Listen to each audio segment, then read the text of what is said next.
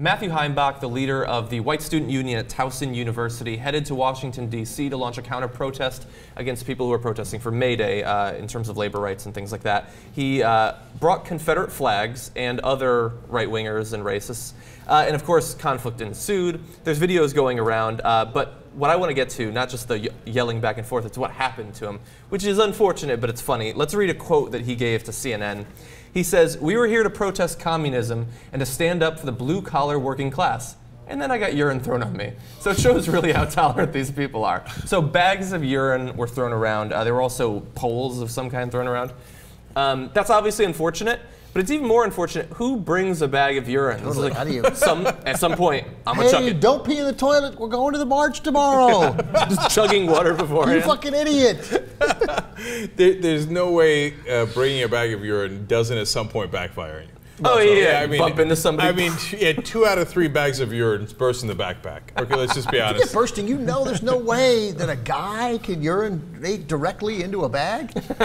Like, you know, you're going to be like, yeah. Oh, fuck.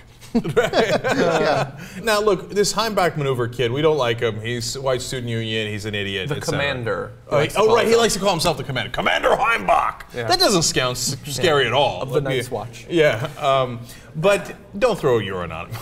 Okay. Yeah. That's, of course, it's ridiculous and needless, right? It needlessly makes him a victim when he's not. Exactly. He's a jerk, right? By the way, it's what he wants. Just for the record, are we sure that's true? That it happened? Yeah. Oh, well, that's true. I mean, he's saying it, yeah. So maybe he might be making it up. I mean, CNN is saying bags of urine and flagpoles were thrown, but they also might be relying on him as a source. No, they're the most trusted name in news. So. Blue-collar workers in this country never had it better, ever, ever, ever, than when most of them were unionized. Right? That's what this celebration is. You want to stick up for blue-collar rights, Commander, officer, then you got to be a pro-union guy. That's literally what helps workers. No. So there's this amazing stat that I shared on May Day about pre-1981, 1917 to 1981, the bottom 90% actually gets about 69% of the gains of wage increases, right? 69% for the bottom 90%. It's less than 90, obviously, but we get the top 10% is going to get more, right? But they got a lot. You know what percentage of the gains they got from 1981 on? And since then, obviously, there's been a lot of factors, one of which was that Reagan crushed the unions and the union participation has been going down. They've gotten 4% of the wage gains since 1981. The bottom 90% has gotten 4% of the wage gains since 1980. Right, and the top 10% has gotten 96% of the gains. And what was it before? It was 31.69. With the top 10% was only getting 31%. Right. Now they're getting 96%.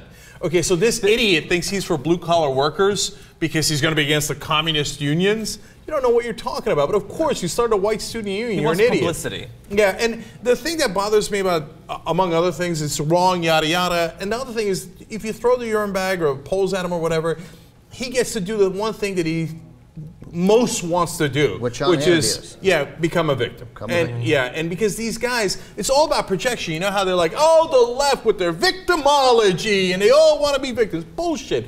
They want to be victims. Yeah. And the minute there's any kind of urine in the air, they're like, oh my God, I got a golden shower, I'm a victim. Okay, and so maybe that's how the Golden Dawn should function. Okay, yeah, interesting. So and the last line there was the most indicative. You know, and these guys call themselves tolerant.